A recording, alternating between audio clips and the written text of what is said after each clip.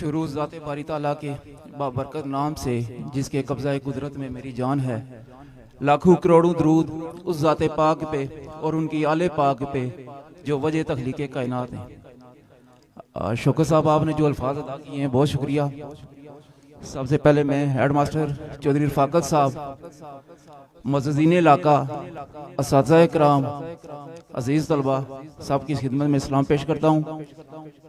मैं ये समझता हूँ कि गवर्नमेंट हाई स्कूल दुबेरन, इसके हेड मास्टर साहब और इनके जुमला स्टाफ ने जितनी इज्जत और जितना प्यार हमेशा मुझे दिया है, मैं अल्फाज नहीं है कि उनको बयान कर सकूं। इनके इज्जत और प्यार का मैं हमेशा मकरूज हूँ। मैं यूनियन में जब आए हमेशा इन्होंने हमें सपोर्ट की। तो आज जो तकरीब है सजाद साबर साहब की रिटायरमेंट के मतलब, तो मैं सजाद साहब के मतलब की बात करूंगा। जब हमने 2019 में पैनल बनाया और हम स्कूल में आए तो हमने कहा कि हमें कोई बंदा आप दें अपने पैनल में। तो इनके पूरे स्टाफ ने बगैर सोचे समझे मुतफिका तौर पर चौधरी सजाद साबर साहब का नाम ले लिया और वो उस टाइम स्कूल में मौजूद ही नहीं थे। जब हम नला स्कूल में गए पैनल बना रहे थे तो नला स्कूल में गए, हेडमास्टर शबीर साहब से मिले तो उनको कहा कि आप भी अपने स्कूल से कोई बंदा हमारे पैनल में दें। तो शबीर साहब के अल्फाज मुझे याद हैं जो उन्होंने अदा किए। उन्होंने ये कहा कि आपने सजाद को लिया है अपने पैनल में, सजाद मेरे दुबेरन स्टाफ से नहीं है, ये मेरे स्टाफ में से है और ये नला स्कूल का बंदा है। हम इसकी इस तरह कैंपेन चलाएंगे, इस तरह सपोर्ट करेंगे कि जैसे ये हमारा भाई और ये हमारे स्टाफ में से है।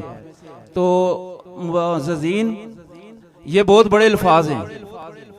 अगर सोचा जाए तो ये एक सनद है कैरेक्टर की और डिग्निटी की, एसोसिएशन की, कि जिस तरह शबीर साहब ने इनके लिए अल्फाज के एक दूसरी राय नहीं दी। उन्होंने को होता है कि बंदा कोई थोड़े बहुत तवज़ात बयान करता है या कोई आप लड़ रहे हैं, आपका क्या एजेंडा है, कोई सवाल पूछता है, कोई इस तरह के। सिर्फ उन्होंने ये कहा कि सजाद आपके पैनल में आ गया है, सजाद मेरा स्टाफ में से है, मेरा भाई है, इसकी सपोर्ट हम इस तरह करेंगे जिस तरह अपने स्टाफ के किसी मेंबर में से। और सजाद साहब का हमारे पैनल में आना, ये 2 दफा हमारे सीनियर नैब सदर रहे हैं। ये पूरी बेल्ट जो है दुबेरन से लेकर ये खंदोट तक और उधर बनाल खड तक, ये पूरी जो बेल्ट है इसमें हमें चैलेंज नहीं रहा कोई भी। ये सिर्फ और सिर्फ सजाद साहब की जात की वजह से हुआ है कि ये हमारे साथ आए। तो किसी किस्म का कोई जो चैलेंज है कि जो एक इलेक्शन में होती है, रुकावट होती है या कोई मुखालफत होती है, उस तरह की हमें फेस नहीं करनी पड़ी। उक्का दुक्का जो वोट्स हैं वो भी किसी वजह से चली गई, लेकिन हम इस बेल्ट से जो है वो मुतमिन रहे। सजाद साहब के साथ मुझे पढ़ाने का या एज अ कोलीग काम करने का कोई इत्फाक नहीं है, कोई एक्सपीरियंस नहीं है। लेकिन मैंने जो जिनको 2 साल 4 साल जो अपने साथ एज अ सीनियर नैब सदर PTU मरकज चौहा खालसा देखा है कि इनके अंदर बनावट नहीं है, एक सच्चे और खरे इंसान है। और जो आजकल आला खानदानी रवायात हैं, बदकिस्मती से कहता हूं कि ये खत्म हो रही हैं। उन आला खानदानी रवायात के ये अमीन है चौधरी सजाद अली साबर साहब, सच्ची और खरी बात करते हैं। आजकल हम लोगों ने मुनाफिकत का नाम मसलियत रख लिया है। जब हमने मुनाफिकत करनी होती है तो हम कहते हैं जी जरा मैंने मसलियत का से काम लेना है। हकीकत में जो है वो हम मुनाफिकत कर रहे होते हैं, लेकिन ये मसलियत से कोसों दूर है।